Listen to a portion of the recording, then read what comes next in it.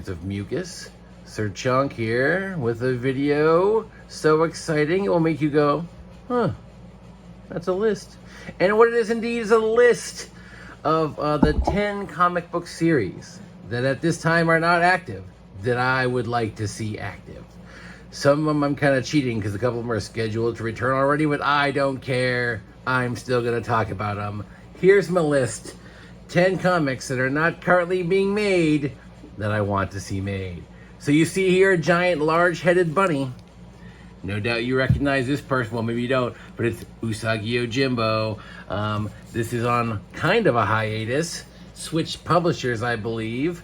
Supposed to be coming back maybe as soon as September, we'll see. He's also hanging out in a TMNT series right now, but regardless, I have no patience for this. I want it back post-haste. This is probably my favorite comic series. Give me that Usagi. Give it to me now. Next up, I got 3 things. I have plenty of books from these 3 series, but I was simply too lazy to go and pull them out of my boxes. So I'll have to enjoy some exciting visuals. All right, so number 9 on my list. You might have seen Yoshi back there. Maybe you do, maybe you don't. Maybe there's hopefully a book of October Faction in front of you. October Faction. If you've only heard of the Netflix TV show, then pretend you haven't, because that had nothing to do with the comic. That show was absolute garbage. It was just a nightmare of trash. But the comic is amazing. Super cool, creepy vibe. We got Steve Niles, we got Damian Worm. Great combination of creators on that book. They have a new series coming out whose name I've forgotten, but the news media will remind me. I don't remember. No, she won't. She forgot as well. But I'm going to appreciate that. But I also want the return of October Faction. Awesome vibe, great art, cool, mysterious, haunted, monstery, hunter family vibe thing. Love it. Love it. Kazuneyo ni Haiku. We have next up Spectre and Spectres. A very short-lived series that ended, I don't know when, maybe like 2 years ago, maybe even at this point. But very cool series, kind of a mixture of a Scooby-Doo, supernatural, ghost hunters kind of thing. We got these group of kids that are out there trying to find ghosts. They get possessed, or one of them does. It's pretty fun. It's a nice combination of, like, you know, cool, again, Halloween-y vibe, which I love. Some good comedy, fun characters. It's really enjoyable, all those short series. I love to see that come on back. And the next one, which is the last one I don't have a book to show you for. So one more image. Kapow! It's the Canadian supergroup Alpha Flight, not to be confused with ABBA, who's a different country entirely. But Alpha Flight, a group of people that I really like, a superhero team that Marvel has essentially completely forgotten about. They don't do TV shows, they don't do movies. I don't remember the last time they had an ongoing comic. It's probably been, I don't know, a decade? I don't get it. That team's really fun, really exciting. Maybe Marvel just hates Canada. Is that it? Do you hate Canada, Marvel? Jerks.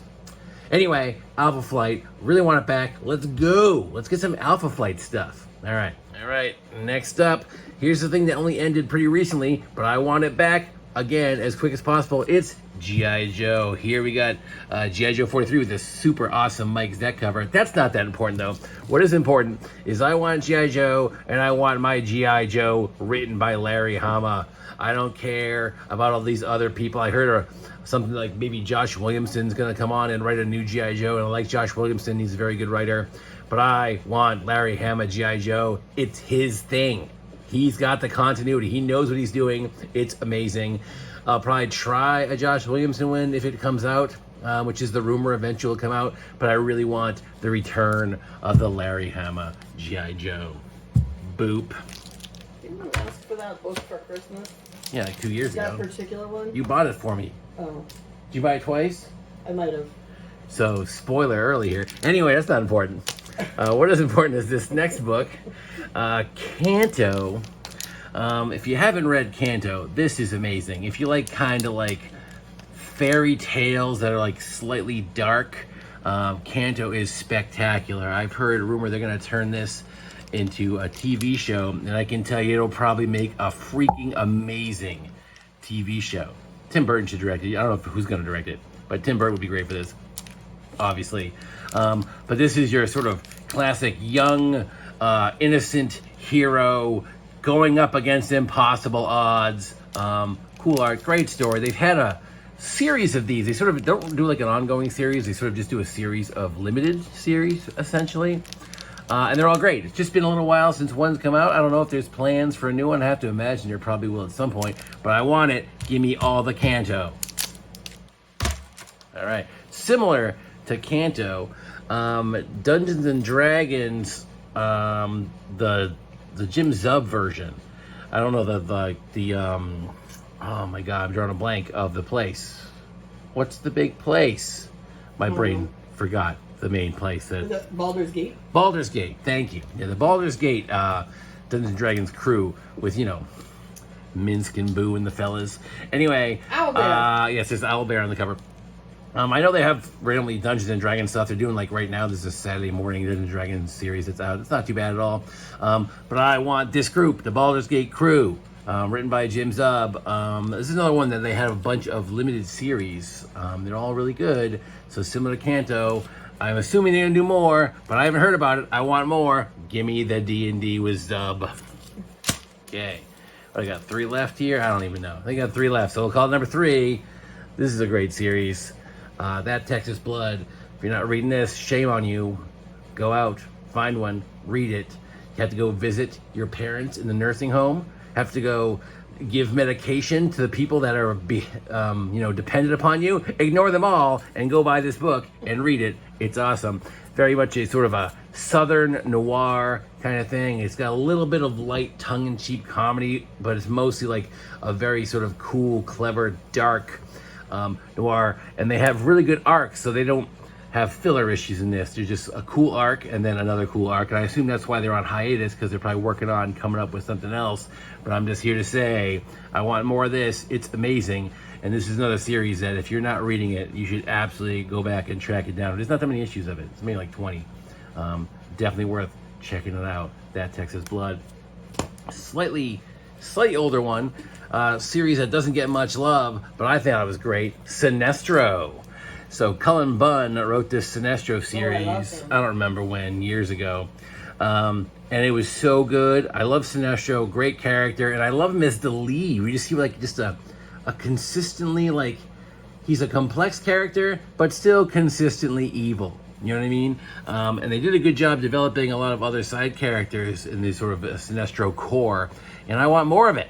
I like the Green Lantern mythos. I love Sinestro. It's one of my favorite all-time characters. Let's get Cullen Bunn and stop writing 25 new independent comics. Just write like 10 instead of 1,000 of them. His independent comics are amazing. He got a new one like every month. It's like, here's a new independent comic from Cullen Bunn. Stop playing board games, Bunn. I know you. Get back on the series. All right. And the last one I got here, number 1 on my list of series I'd like to see come back, something that hasn't been around for a heck of a long time.